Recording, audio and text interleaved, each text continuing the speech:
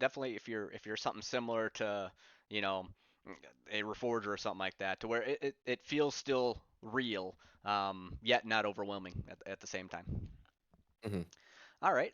So then jumping into another frequently asked question that was mentioned on your FAQ page on Discord about the non-intrusive monetization.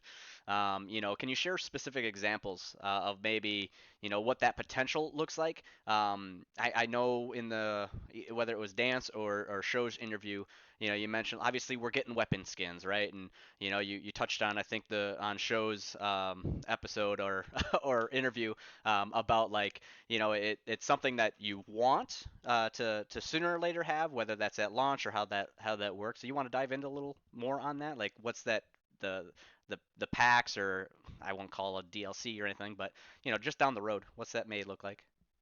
Sure. So when we think about the monetization strategy, so this question I kind of break down into two parts. There's the monetization strategy, and then there's also like the cosmetics and skins. So we'll talk about monetization first.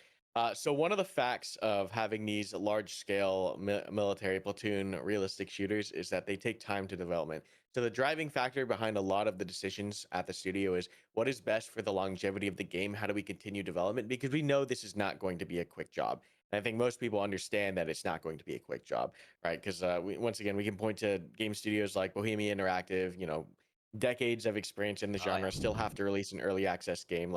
And I think a lot of people, when they hear Arma 4 releasing in 2027, they know that's still going to take, it'll be even 2029 until years to it's cook there. yeah.